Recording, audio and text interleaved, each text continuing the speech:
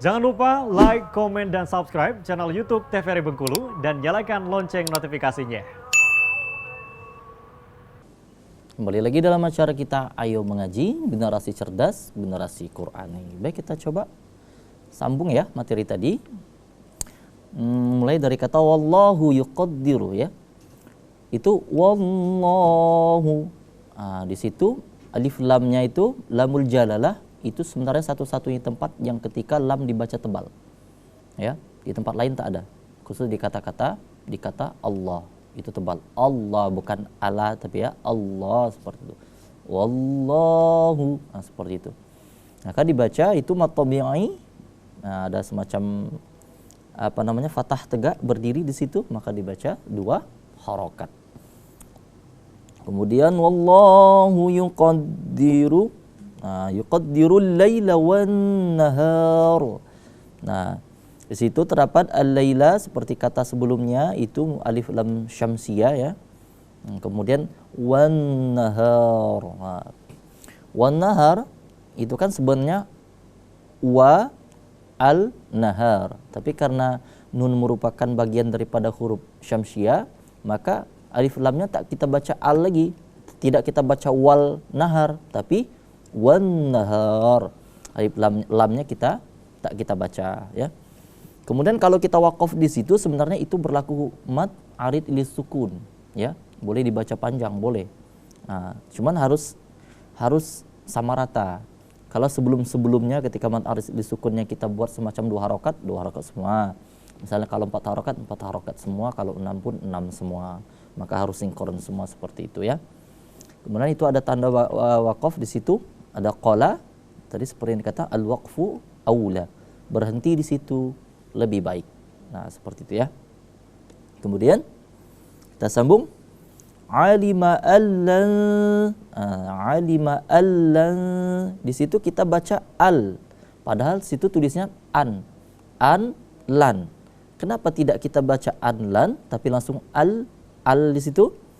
Karena apabila nun mati bertemu dengan huruf lam, itu jatuhnya hukum bacanya adalah idgham bila gunna. Hurufnya adalah adara. Maka kita bacanya al langsung seperti itu, melebur ya, tidak didengungkan. Kemudian allan agak samar-samar kita baca. Karena kenapa? Apabila nun mati bertemu dengan huruf ta, itu tergolong ke dalam ikhfa. Kita bacanya samar-samar seperti itu. Itu alasannya. Tuhsuhu, sunya kita baca panjang. Karena waw mati dan sebelumnya ada dhammah. Itu menjadi mad tabi'i seperti itu. Sama halnya dengan fataba. Fataba, tanya itu sebenarnya kan udah panjang tuh, udah kelihatan berdiri. Ketika ada huruf hijaiyah yang udah berdiri ditegakkan seperti itu, maka itu akan menjadi panjang bacaannya.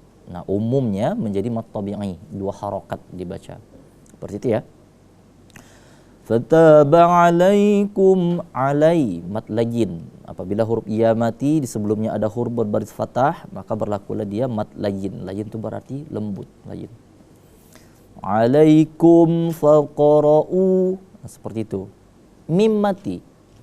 Ini umumnya kebanyakan kita membaca ketika ada huruf mim, itu pasti dengung nih pasti, seperti itu ya. Padahal enggak semua tempat mim itu harus dibaca dengung, tidak. Mim dibaca dengung itu paling tidak karena mim mati bertemu dengan huruf mim lagi, atau mim mati bertemu dengan huruf ba. Ketika dia tidak bertemu dengan 2 huruf itu, maka dibaca jelas karena dia menjadi izhar syafawi ya. Maka alaikum di situ tidak kita baca dengung, tapi jelas. Alaikum faqra'u, seperti itu. Tidak kita baca kum, tidak didengung-dengungin ya. Faqra'u ada pantulan di huruf qaf karena apa? Ada qaf merupakan huruf qalqalah kalau dia posisinya disukunkan. Qalqalah sughra karena berada di tengah kata, seperti itu. Pantulan dikit aja. Faqra'u, seperti itu.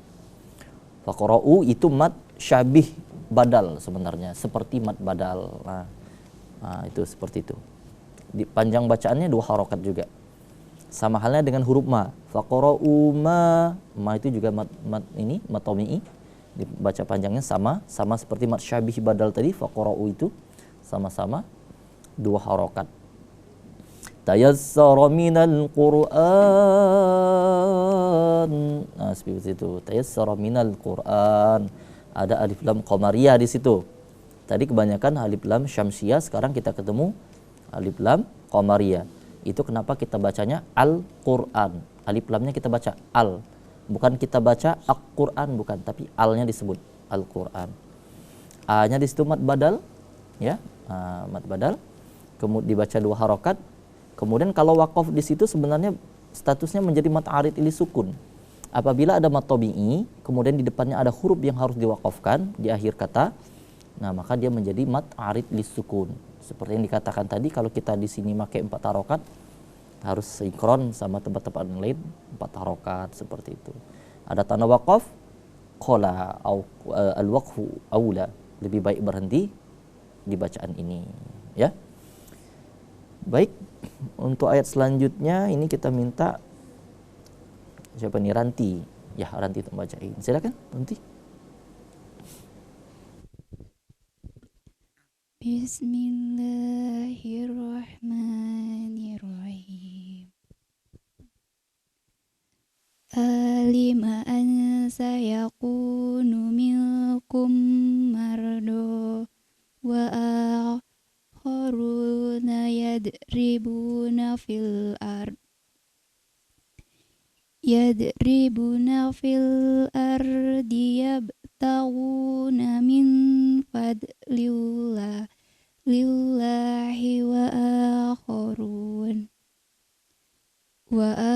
akharuna yuqatiluna fi sabilillahi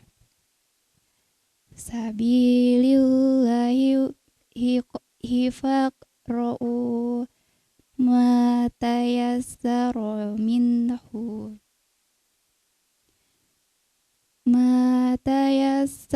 minhu wa aqimus sholata wa ataz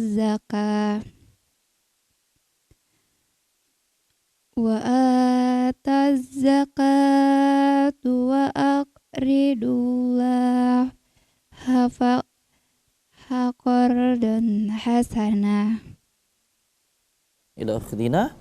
Baik, akan coba kita bahas hukum bacaan yang terdapat di ayat itu, ya. Baik. Yang pertama, alima, kita bacanya alima, samar-samar di situ karena nun mati bertemu dengan huruf sa, sin. Maka dia menjadi ikhfa. Sayakunu, kunya agak panjang sedikit karena kita di situ statusnya adalah mad tabi'i, ada waw mati dan sebelumnya ada huruf yang berbaris sukun, baris dhammah. Sayakunu minkum nah semacam sama-samar seperti itu, ya, karena nun mati bertemu dengan huruf kaf itu menjadi ikhfa, ya.